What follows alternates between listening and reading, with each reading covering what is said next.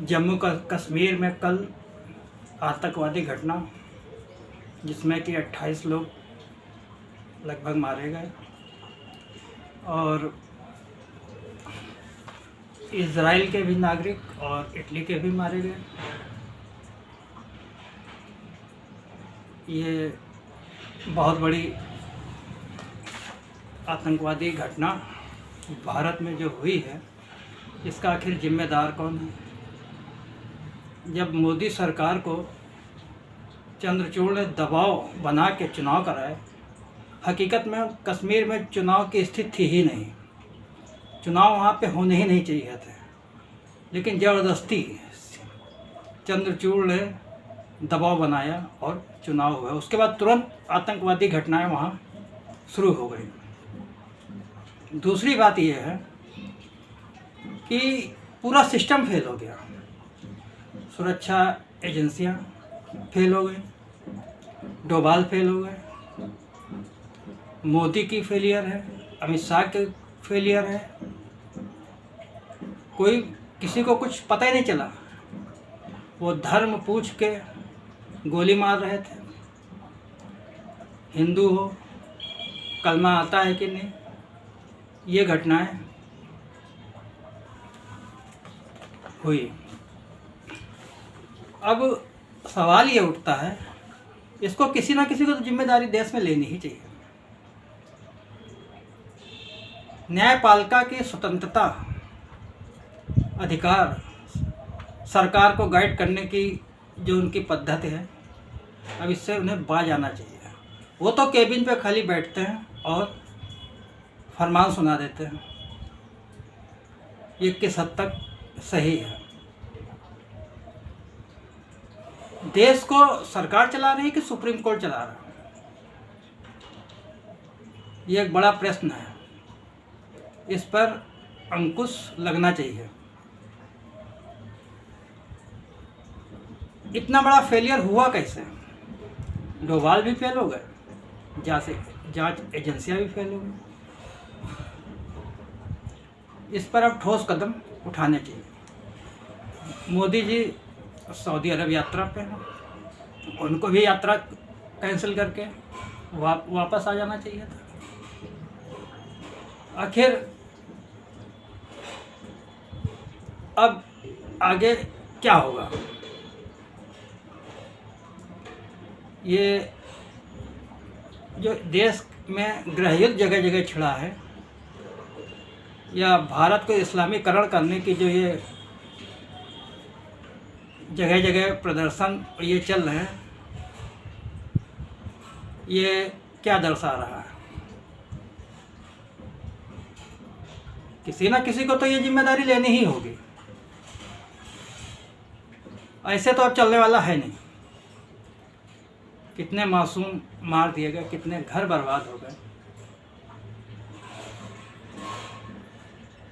370 हटने के बाद कश्मीर शांत था। चुनाव ना होते तो आज ये स्थिति जम्मू कश्मीर की ना होती। लेकिन सुप्रीम कोर्ट की दादागिरी यहाँ भी चली, जिसके परिणाम सबके सामने हैं। 120 करोड़ हिंदुओं को नकार कर फैसले यहाँ लिए जाते हैं। कांग्रेसी सोच मानसिकता रखने वाले सीजीआई, राम का जन्म का तो वो प्रमाण पत्र मांगेंगे, लेकिन 500 साल पुरानी मस्जिद का प्रमाण पत्र उनको नहीं देना है। ये 75 सालों का निचोड़ ये है कि हमारे न्यायपालिका में पारदर्शिता है ही नहीं। एक कमरे के अंदर 4 सीजीआई मिलकर फैसला कर लेते हैं, वो लागू हो जाता है।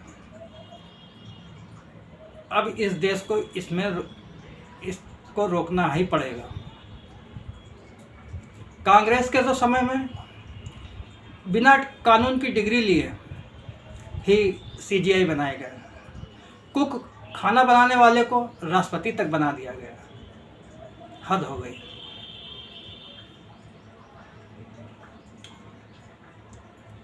कुछ भी हो, इस्लामीकरण बढ़ना चाहिए।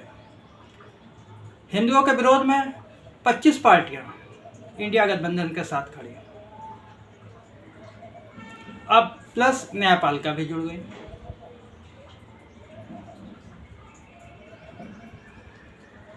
सीजीआई को ये बात समझनी होगी, सीजीआई हो या पूरी न्यायपालिका को ये बात समझनी होगी कि देश चलाने का काम कार्यपालिका का है।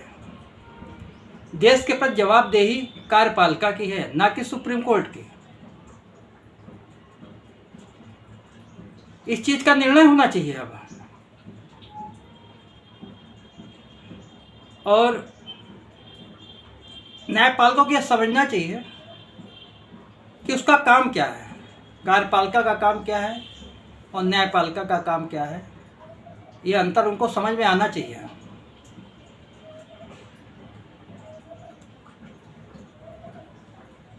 क्योंकि ऐसे अब देश में बड़ी ही धार्मिक विवादों को बढ़ावा मिला है। न्यायपालिका एकदम प्राइवेट कंपनी की तरह काम कर रहा है। परिवारवाद, पिता सीजीआई, बेटा सीजीआई, उसके बाद उसका बेटा सीजीआई। ये प्राइवेट कंपनी तो है नहीं। न्यायपालिका का काम है कानून व्यवस्था, सरकार के कामों को लागू करना, वो काम है उसका देखना, समीक्षा करना, ना कि आदेश देना। 120 करोड़ हिंदू के खिलाफ आप आदेश नहीं दे सकते। इन सब बातों हुई है देश के अंदर, तब ये आज ये समस्या खड़ी हुई। ये दर्शाता है कार्यपालिका कमज़ोर हो रही है न्यायपालिका के कारण। राष्ट्रपति और गवर्नर को आदेशित करना यह सुप्रीम कोर्ट का काम नहीं है। आज देश में गृह युद्ध जैसी स्थिति है।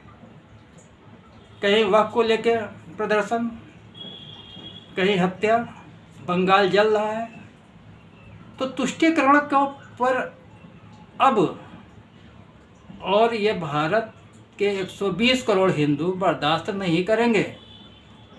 इस पर देश में एक बड़ी चर्चा की आवश्यकता है। जो नेता उनको वो सत्ता के लिए किसी भी हद तक गुजर जाएंगे, न्यायपालिका उनका सपोर्ट करेगी, ये गलत नहीं, महागलत है। ये हिंदुओं के हित में नहीं है। हिंदू शांत है इसका मतलब ये नहीं है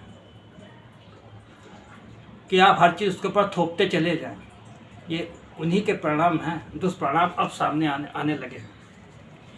आरक्षण के आधार पर कितने सीजीआई हैं ये देखना होगा। पारदर्शिता न्यायपालिका में आनी ही चाहिए, यह आवश्यक है मजबूत भारत के लिए। ऐसा अब संभव नहीं है। इसके लिए हिंदुओं को निश्चित रूप से सड़कों पर उतरना चाहिए और खुलकर इसका विरोध करना चाहिए। अब ये चीज़ समझ लेनी चाहिए कि हिंदू विरोधी एजेंडे को अब रोकना ही होगा, चाहे उसके लिए जितनी बड़ी कुर्बानी देनी पड़े, चाहे जितनी लड़ाई लड़नी पड़े। और अधिकार सदैव लड़के ही मिलते हैं। अभाव तो यहाँ पे हिंदुओं का यही रहा कि वो लड़े नहीं, कभी किसी चीज़ का विरोध किया ही नहीं। जो फैसले होते गए वो सब मान्य हैं। बड़ा दुखद विषय है। कल की घटना बड़ा मन दुखी हुआ कि कैसे निर्णय है इस देश में हो जाते हैं बगैर कुछ सोचे समझे। विदेशी भी मारे गए, यहाँ के भी मारे गए, और उसके हस्बैंड को गोली मारी और पत्नी ने कहा मुझे भी मारो, तो उन्होंने कहा तुम जाके मोदी से बताओ।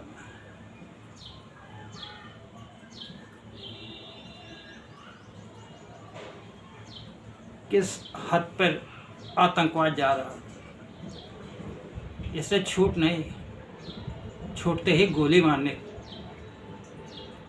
इनसे संबंधित लोगों को सजा देने की आज जरूरत है देश में।